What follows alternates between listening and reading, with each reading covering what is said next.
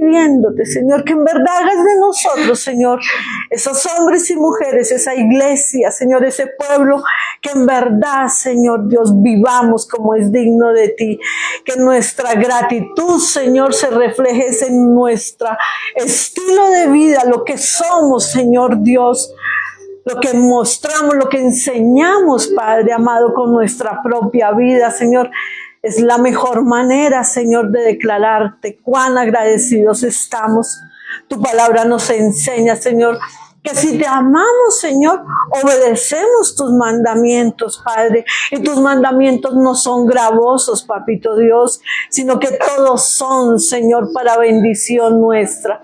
Por eso, Señor, queremos que tu Espíritu Santo nos enseñe cada día, Señor, a caminar, Señor, como tú lo hiciste, Jesucristo, en medio de nosotros, Padre. Siempre amándote, siempre obedeciéndote y siempre sirviendo, Padre. Gracias te damos, Señor Jesús. Amén y amén. Amén. Bueno, buenos días para quienes nos acompañan.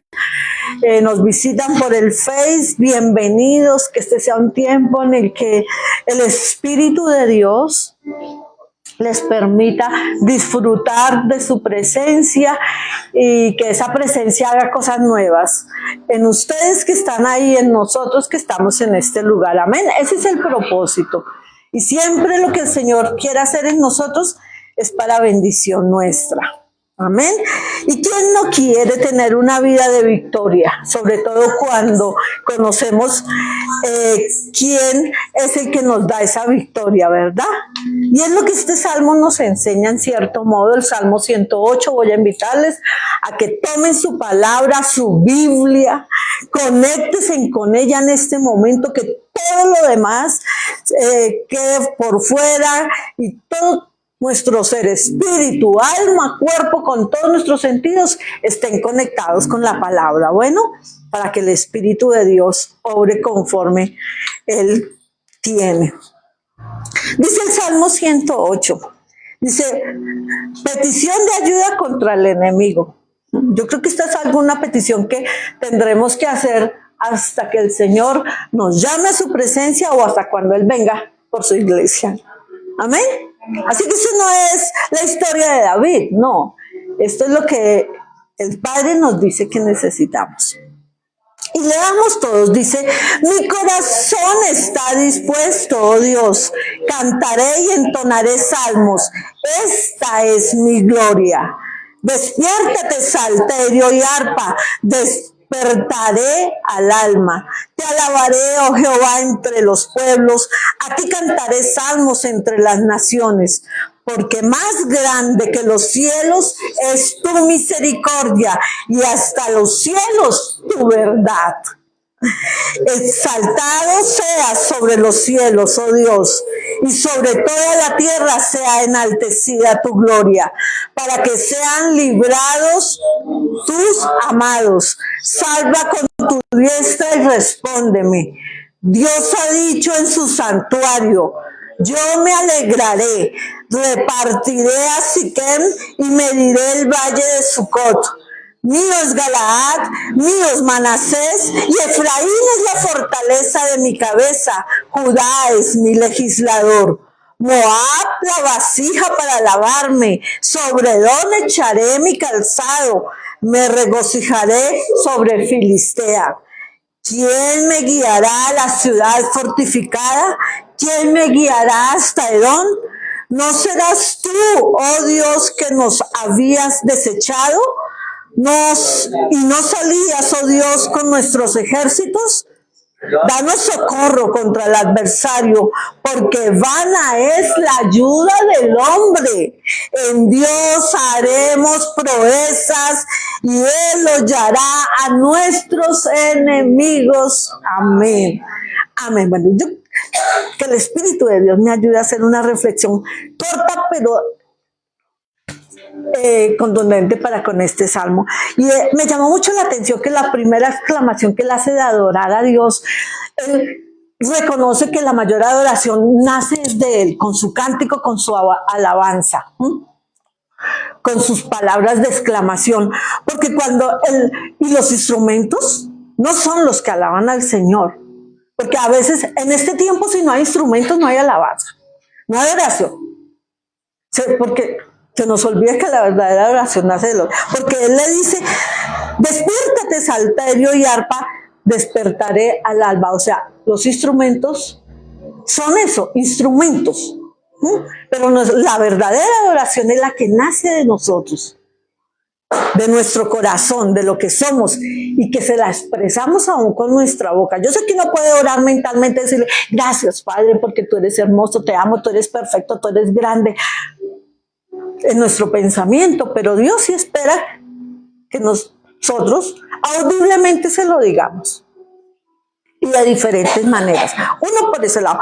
Por otro lado, hay tres cosas que encontré yo ahí cuando en el versículo 9 él la empieza a hacer un relato.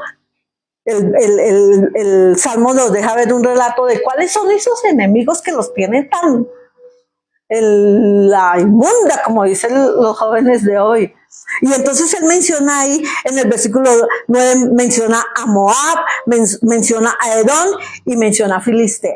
Todos son pueblos enemigos del pueblo de Dios. Pero entonces yo dije, wow, de eso es que nosotros necesitamos estar conscientes para ser liberados, ¿sí? Con nuestra disposición, pero con la ayuda de Dios. Y empecé a indagar, yo así rápidamente empecé yo. Es Esaú, viene del pueblo de Esaú. Y el pecado de Edom fue la soberbia. Obviamente como pueblo enemigo de Dios, terminaron adorando dioses ajenos, la rebeldía, en fin.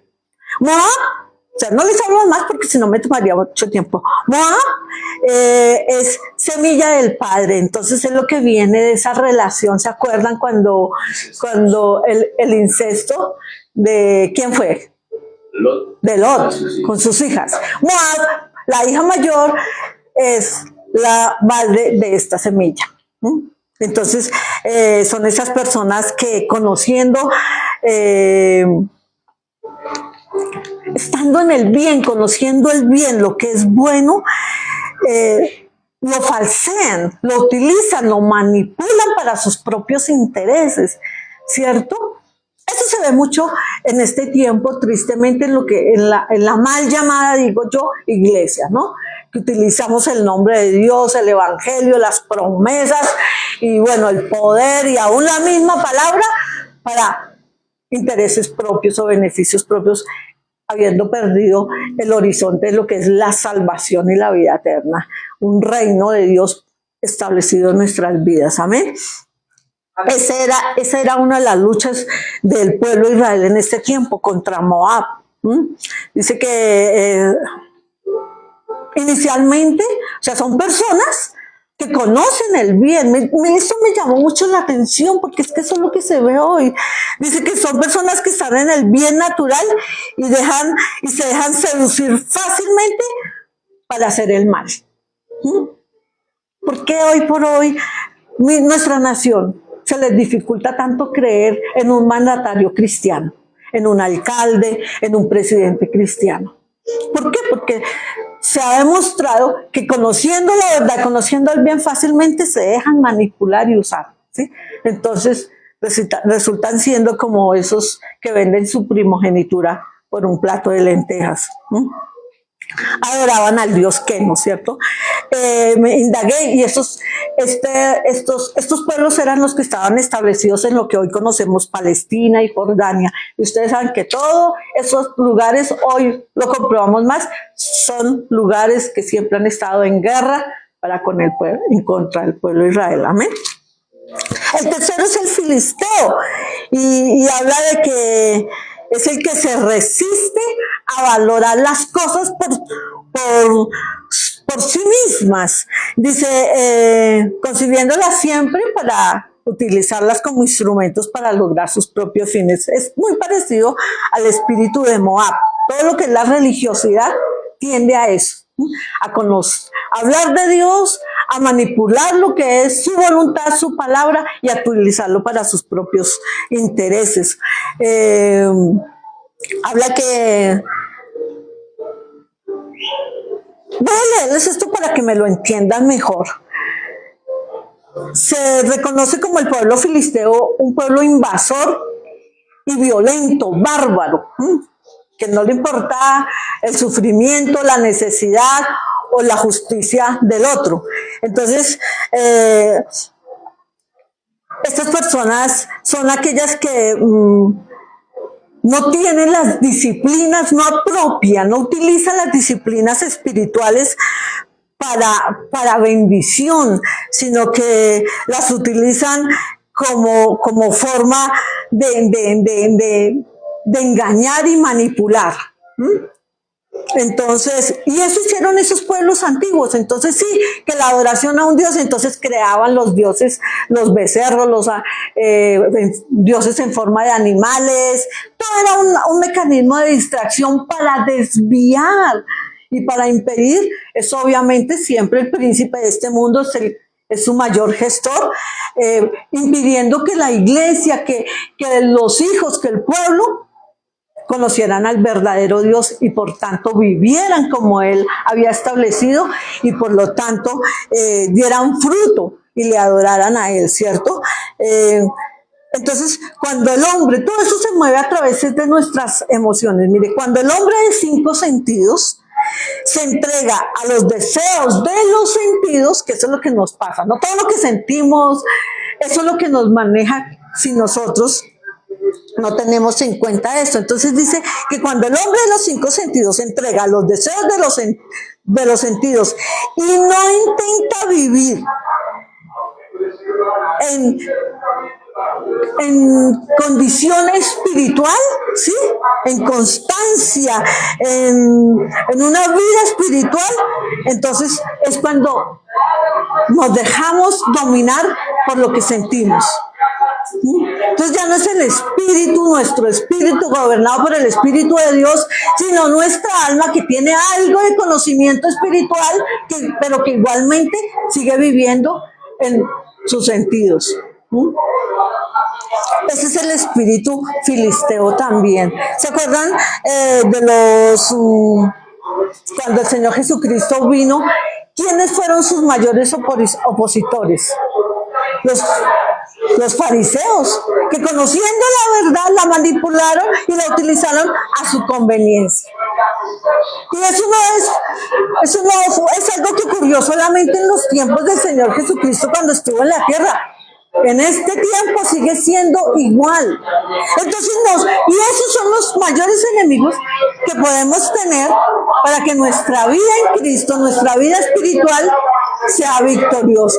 Y me llama muchísimo la atención que este es un salmo de victoria, pero vemos que pasa este ruido. Gloria a Dios.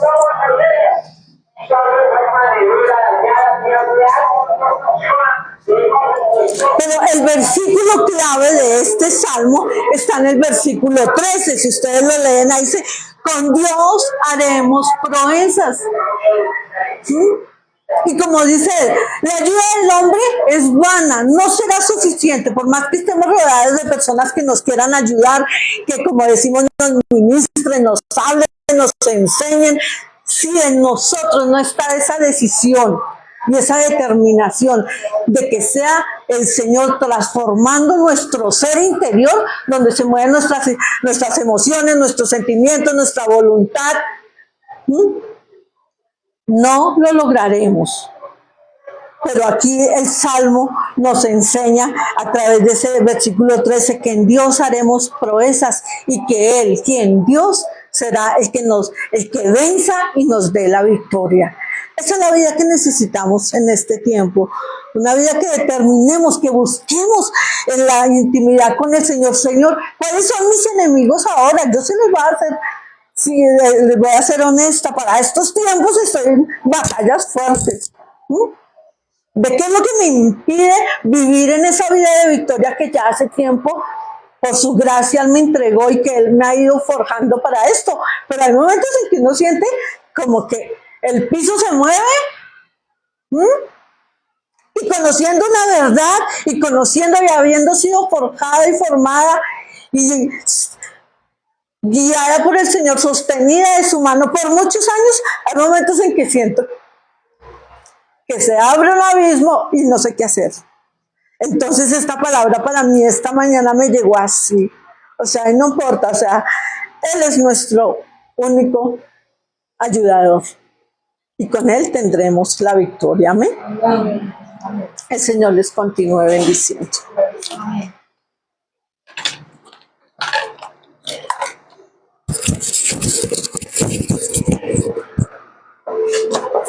Bueno, a quienes no he saludado, muy buenos días, y a los que nos siguen por Facebook Live, que el Señor les bendiga en gran manera.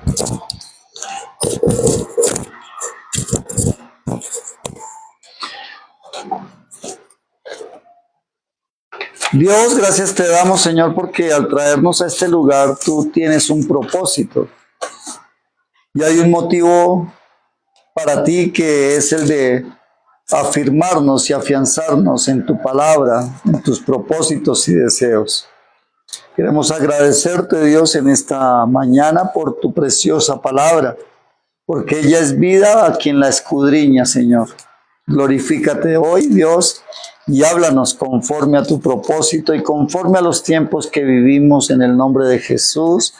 Amén y amén.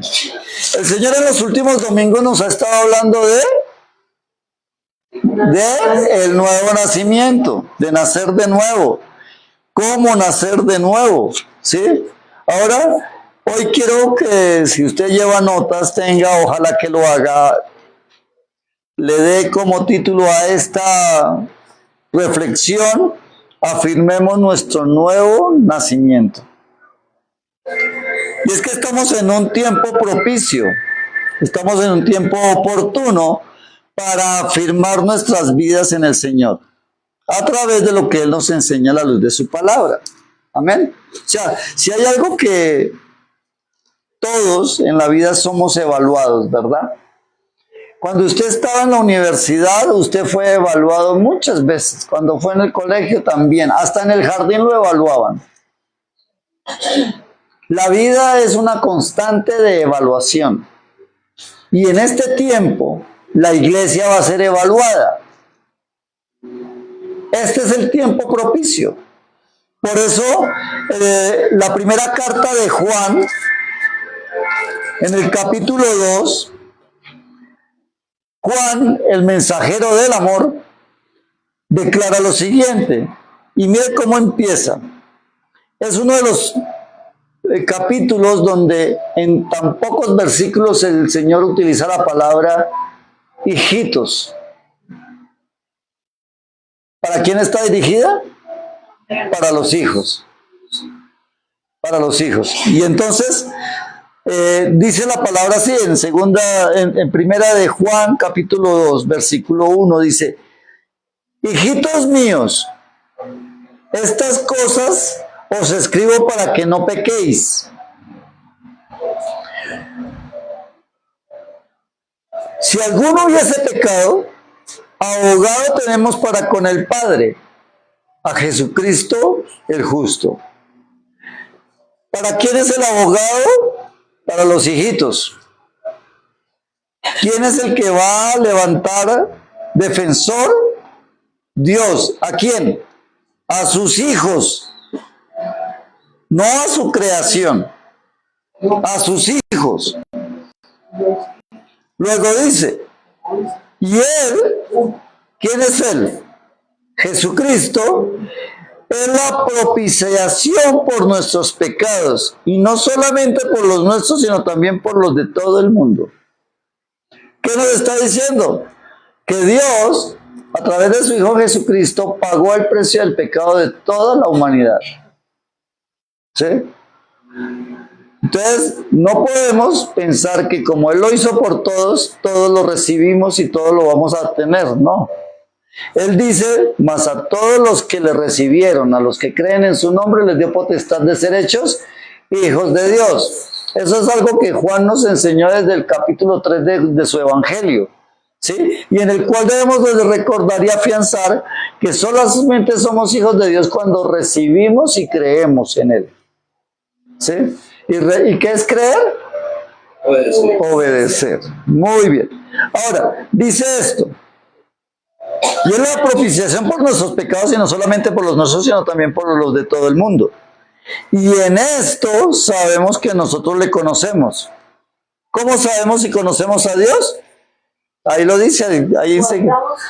Sí, guardamos sus mandamientos. O sea, ¿cómo puedo yo decir que conozco a Dios si no conozco su palabra? Es como pretender cuando el hecho de que cuánta gente no mira revistas, cuánta gente no nos enteramos de la vida de muchas personas, ¿sí? Creemos enterarnos de la vida de muchas personas, pero eso no quiere decir que las conozcamos. Hemos escuchado hablar de ellas, pero hay gente que dice, yo conocí al Papa. ¿Sí? ¿Cómo? Estaba cuando vino aquí a Colombia y estaba como a 20 kilómetros. No lo conozca mucho. ¿Sí?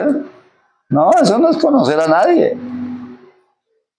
Conocer a alguien demanda una constante ¿qué? Relación. Dice, si decimos, si sabemos que nosotros le conocemos, sabemos que le conocemos porque guardamos sus mandamientos. Hablar de guardar es de obedecer, es de poner por práctica. Luego dice, el que dice, yo le conozco y no guarda sus mandamientos, el tal es mentiroso y la verdad no está en él. ¿Qué está pasando? Que si yo digo que yo conozco a Dios y no guardo su palabra, me estoy engañando a mí mismo y estoy pretendiendo engañar a los demás. Pero hay alguien a quien nunca podré engañar y es a Dios. Versículo 5 dice, pero el que guarda su palabra, en este verdaderamente el amor de Dios se ha perfeccionado.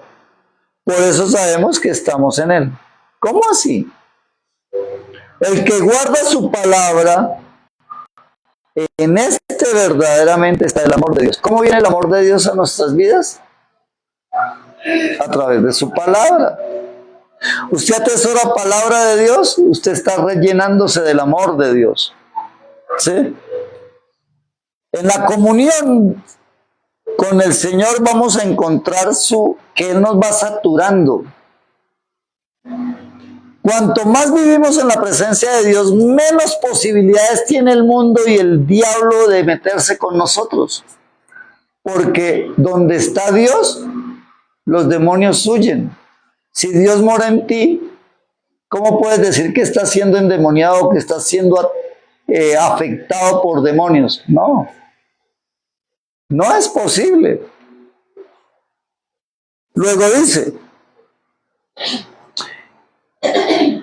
versículo 6, el que dice que permanece en él, debe de andar como él anduvo. En alguna ocasión yo era un niño, y entonces un día mi papá fue a visitarme y me fue allá a dar una vuelta. Y mi mamá y otras personas estaban afuera mirándonos. Y exclamaron diciendo, es que son igualitos, hasta en el caminado. Mire, caminan igualito. ¿Qué es lo que dice aquí la palabra? Que si Dios está conmigo, yo me debo de parecer a Él. ¿Qué hace el ADN? El ADN hace que haya una similitud. Por eso en el ADN se puede identificar de quién es hijo uno. En los años antes de los 80, era muy difícil determinar quién era hijo de quién. Solo era un acto de fe. ¿Sí? Muchas personas llegaron a tener hijos que decían que era de fulanito y él no podía decir que no porque pues, ni modo. Exceptuando, como nos hablaba hace 8 días, Lucumí y el boyacense. ¿Sí? Es la única manera. ¿Sí? Ahora no, desde los años 80 para acá es muy fácil, a través de una prueba de ADN le dicen a usted, mire, ese niño es tan suyo en un 99.9%. Y hasta más, ¿cierto? Ni modo de negarlo. ¿Sí? Pues cuando el Señor escucha que alguien dice, yo soy hijo de Dios, él ahí mismo mira, busca el ADN de ese. Uy, no, ese no es chinito mío. No. A mí no me lo vayan a achacar.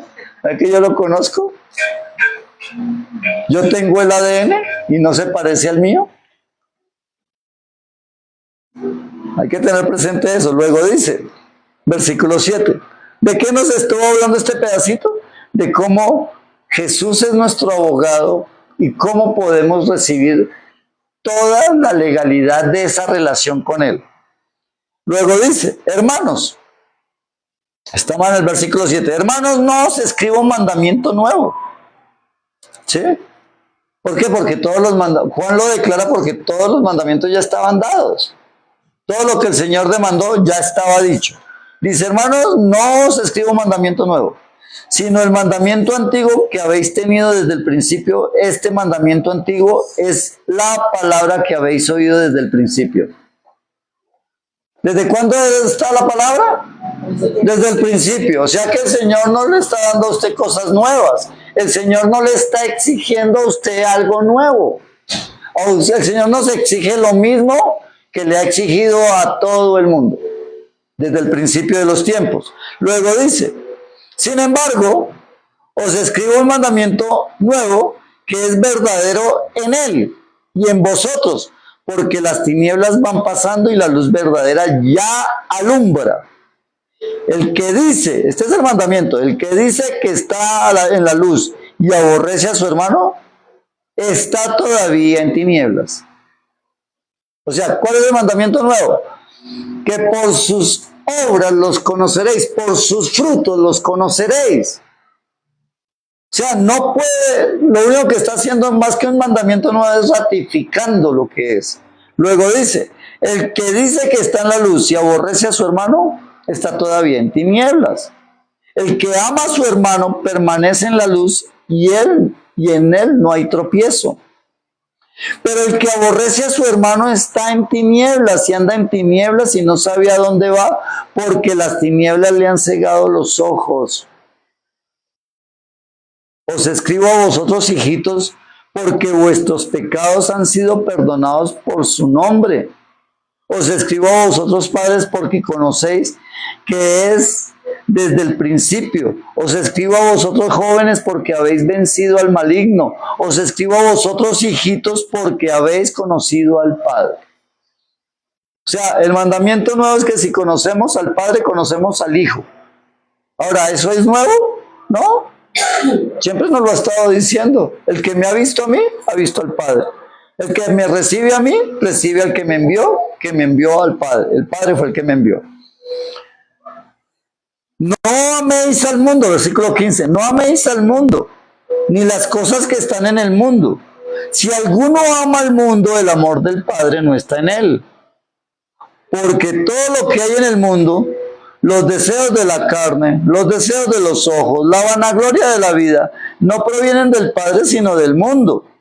El mundo pasa y sus deseos, pero el que hace la voluntad de Dios, ¿qué? Permanece para siempre. Ese es el ADN que debe reflejarse en nuestras vidas. Versículo 18.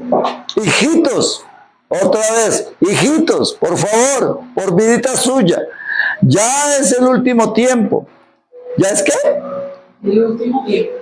Es el último tiempo. Estamos viviendo en el último tiempo. Estamos en el momento oportuno para afirmar nuestro nuevo nacimiento. Hijitos, ya es el último tiempo y según vosotros oíste que el anticristo viene. Y ahora han surgido muchos anticristos. Por esto conocemos que es el último tiempo. Ahora, pareciese que Juan estuviese hablando del tiempo en el que estaba viviendo. Ahora, si en ese tiempo se manifestaban anticristos, en este tiempo, ¿cuántos más se manifiestan aún? Abiertamente, diciendo que son el Cristo. Busque en Google personas que dicen ser Cristo y le va a encontrar por lo menos 20 en el mundo, que son seguidos por miles y miles de personas. Aquí había uno que se llamaba William Soto Santiago. Él decía que era Jesús. En el año 1999 le dijo a toda la congregación que se tatuara el 666, porque era 1999 al revés, y que eso no había problema. Y resulta que no hace muchos años estiró la pata. Y así muchos. En la India, en Estados Unidos, en Europa, en China, en todas partes hay hombres diciendo que es el Jesús. ¿Qué significa eso? Que son las señales de que estamos en los postreros días. Sí, y por eso él dice.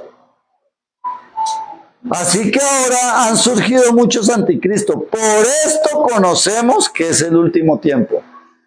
Yo no, o sea, más claro no habla, no puede, más claro no canta el gallo. Versículo 19. Salieron de nosotros, pero no eran de nosotros. ¿Sí? Porque si hubiesen sido de nosotros, habrían permanecido con nosotros. Pero salieron para que se manifestara que todos son, perdón, que no son, que no todos son de nosotros. ¿Hablan de Cristo? Sí.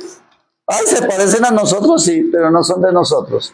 Muchos lobos se presentarán con cara de oveja, pero son lobos rapaces. Así que ojo con eso. Versículo 20. Pero vosotros tenéis la unción del Santo y conocéis las cosas. Eso se llama revelación. Cuando usted logra detectar las cosas a tiempo, cuando usted logra detectar el engaño anticipadamente, eso se llama revelación, discernimiento. ¿Y de eso de dónde viene? De su relación con Dios, de conocer la palabra de Dios. Si usted no conoce la palabra de Dios, usted va a tragar entero lo que le sirva. Le pueden decir que 20 por 20 son 200. ¿Sí?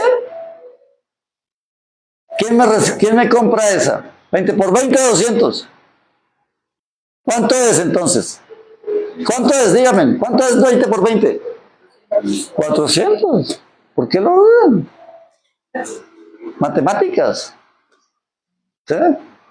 ¿Por qué lo dudamos? Porque se nos olvidaron las tablas de multiplicar.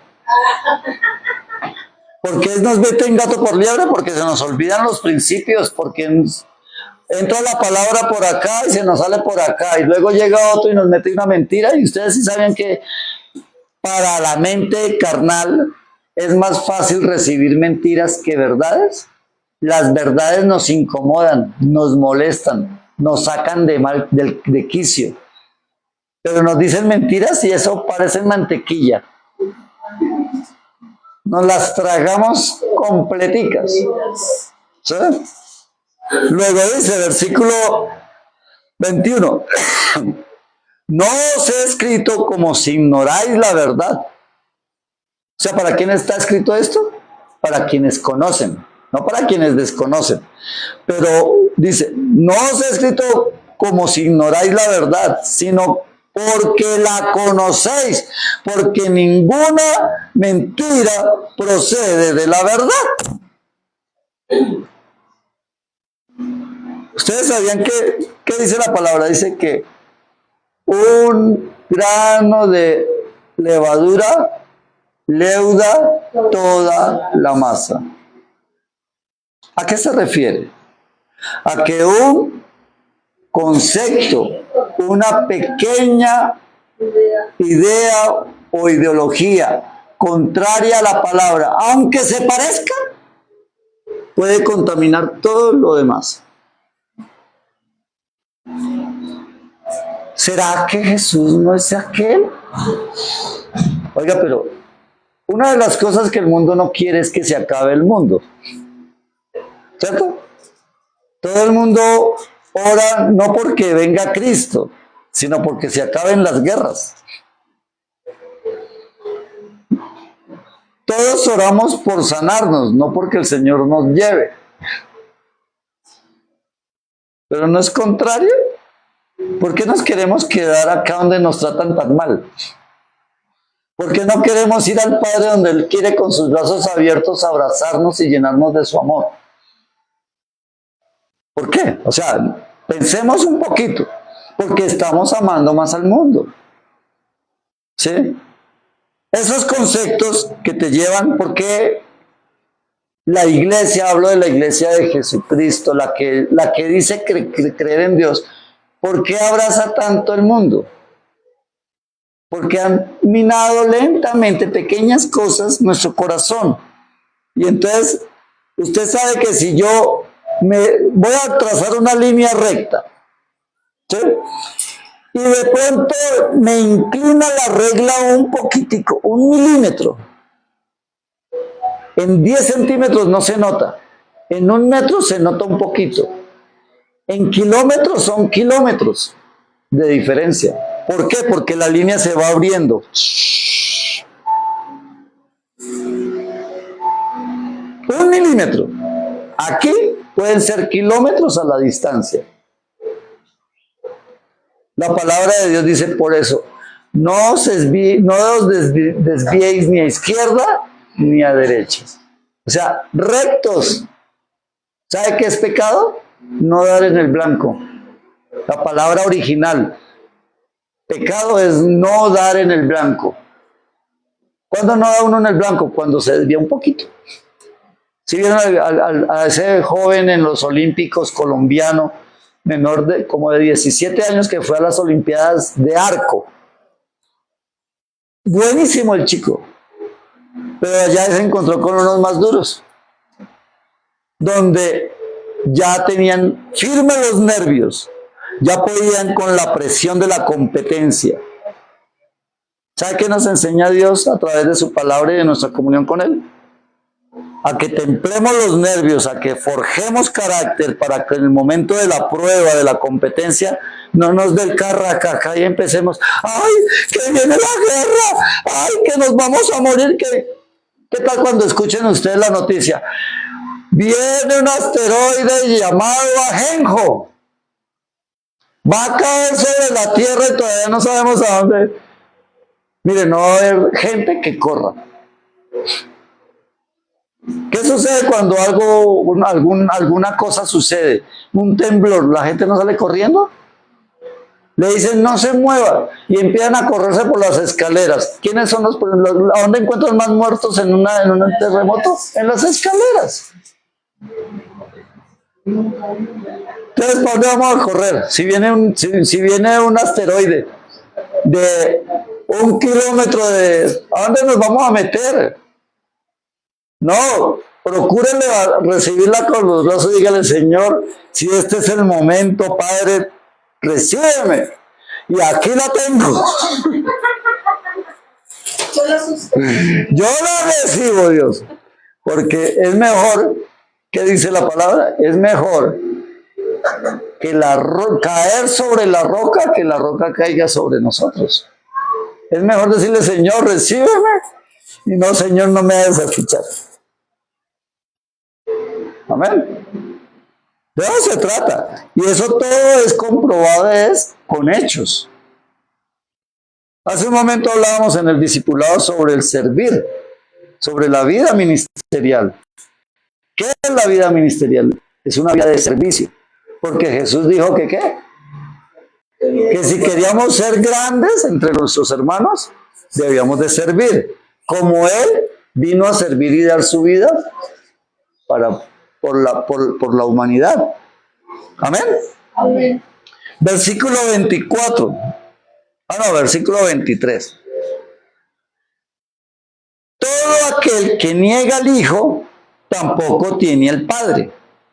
¿Sabía usted que en estos tiempos la modalidad es que la gente se judaice? Porque le dicen que solamente siendo el pueblo de Dios son los judíos, y que entonces para poder ser salvo tiene que estar judaizado. Pero resulta que en la palabra dice que solamente entrarán 144,000. De esos, 12,000 por cada tribu. Ustedes háganme el favor, creo que ya perdió el cupo. Si fuera por eso, ya perdió el cupo. Ya judaizarse no le va a funcionar. ¿Sí? ¿Por qué? Porque los judíos no mesiánicos no creen en Cristo. Creen en la ley, creen en Moisés, pero en Jesús no creen. Ellos no han recibido el regalo de la gracia de la salvación y la vida eterna. Ah, pero es que hay algunos que sí creen en... Mire, por ahí el otro día sale un anuncio, que esos cristianos trinitarios que desvían al mundo, ¿ah? O sea, cuando desde el Génesis hasta el Apocalipsis el Señor habla del Dios Trino, Padre, Hijo y Espíritu Santo. Ahora hay un movimiento que quiere negarle al cristianismo, negando la palabra, ¿sí? Nuestra fe. Ahora, ¿quiénes le van a creer eso? Los que no conocen la palabra. Por eso él dice, ¿quién es el mentiroso sino aquel que niega que Jesús es el Cristo? Este es el anticristo, el que niega al Padre y al Hijo. Oiga, aquí lo está diciendo. ¿Quién es? Todo aquel que niega al Hijo tampoco tiene al Padre, y el que confiesa al Hijo también tiene al Padre. Lo que habéis oído desde el principio permanezca en vosotros. No se deje arrastrar por... Ay, es que salió, el Papa ordenó una nueva Biblia, hay que creer en la nueva Biblia, porque la Biblia está desactualizada, porque estamos en el siglo XXI. Cielo y tierra pasarán, mas mi palabra nunca pasará. Ella permanecerá para siempre. Y maldito aquel que le quita o le añada una coma a esta palabra. ¿Será que el Dios de los cielos, que creó el sol, las estrellas, no puede guardar su palabra? Si él, vamos a suponer algo bien tremendo. Alguien malintencionadamente cambió aquí una palabra y yo soy su siervo y lo amo con todo mi corazón. ¿Será que él no tiene el poder de quitarla y volverla a regrabarla sin que yo me dé cuenta? Dios tiene la facultad, el poder para hacer lo que sea necesario para que su iglesia no se pierda. ¿Qué es lo que necesita? Hombres y mujeres dispuestas a obedecerle, a dejarse guiar por el Espíritu de Dios, por su Hijo Jesucristo y por el Padre que está en su palabra. Amén.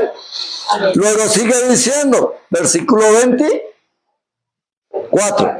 Lo que habéis oído desde el principio permanezca en vosotros. Si lo que habéis oído desde el principio permanece en vosotros, también vosotros permaneceréis en el Hijo y en el Padre. Tremendo, ¿verdad? Más ratificado.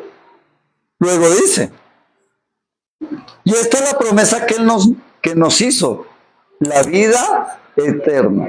Y esta es la promesa que Él nos hizo. ¿Cuál fue la promesa? La vida eterna. ¿A quiénes? A quienes creamos en esto, en su palabra. 26. Os he escrito esto sobre los que engañan, pero la unción que vosotros recibiste de Él permanece en vosotros. ¿No somos sellados por el Espíritu Santo? ¿No es el Espíritu Santo el que nos guía? ¿No es el Espíritu Santo el que nos enseña, nos redarguye y nos guía a toda verdad?